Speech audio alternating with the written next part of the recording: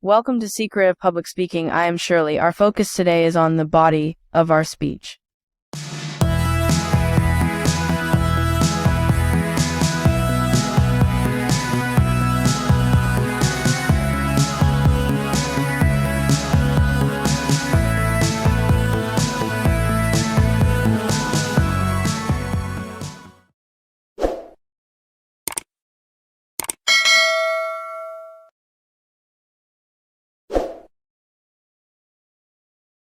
The body is the meat of your speech. Having captured the attention and interest of your audience with your captivating introduction, you have to start unleashing your points. But, just stating your points will not be enough to convince your audience. You must explain your points with convincing and persuasive details. There are various ways to expand your points or give details that will make your points convincing and persuasive. Here are some of them. 1. Example. Use examples to support your points. When such examples are what your audience is familiar with, you will reach their hearts easily. Do not use examples that will be insulting, degrading, or embarrassing to some section of your audience.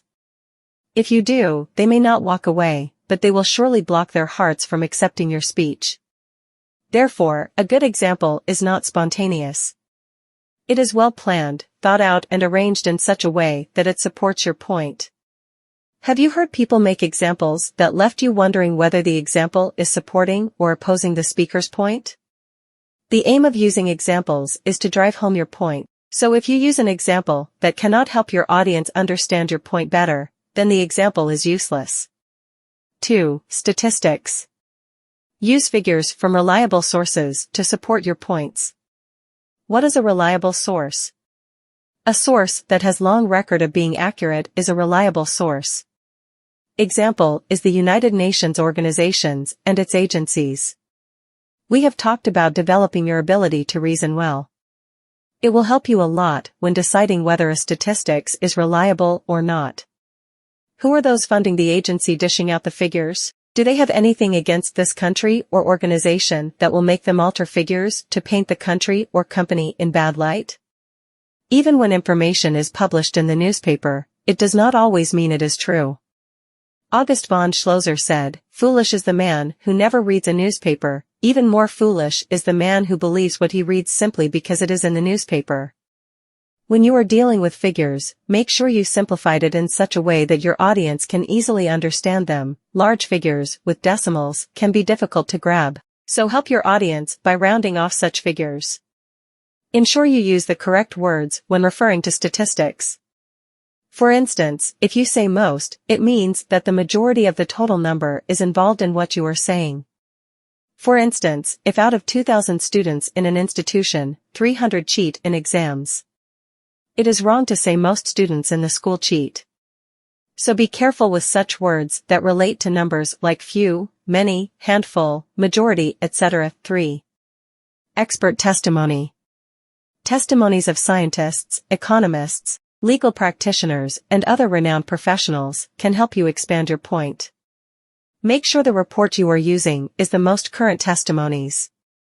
If you use reports that some in the audience know are no longer in vogue, it portrays you as someone who is lazy to keep abreast with current developments. Now, your points are well expanded. Let's look at 4 ways you can arrange the points in your speech. Chronological order. You arrange your points according to when they occurred from the beginning down to the present or when the event ends. This arrangement is easy for both the speaker and the audience as people can easily relate events to when they occur. For instance, if your speech is on major political developments in West Africa, you can start from pre-colonial times to colonial era and down to post-colonial period. Be specific about years and relate the years from time to time by stating how many years passed between the events. Cause/effect structure. You start with issues that arise, why they arise, what they caused, and the effect such issues are having on your audience. For instance, if your speech is about causes of teenage pregnancy, you might start by defining teenage pregnancy, then explain the causes of teenage pregnancy and state the effects of teenage pregnancy on teenage girls, their family, and the society at large. Problem/solution order. People do not like problems, but problems arise. Hence, they want to get solutions to their problems. So a speech that identifies the problems of the audience and proffers solutions will surely be appreciated by the audience. Therefore, you have to structure your speech in such a way that the problems are highlighted and you suggest solutions. Topical order. This type of arrangement requires you to divide your speech into subtopics. You then present the subtopics one after the other. For example, if you are speaking on malaria, you can have subtopics like definition, causes, symptoms, diagnosis, complications, and treatment. The segmented nature of the speech is helpful as it makes the materials easy to understand. We've discussed a lot today. Our next video will discuss the best way to conclude our speech. Bye.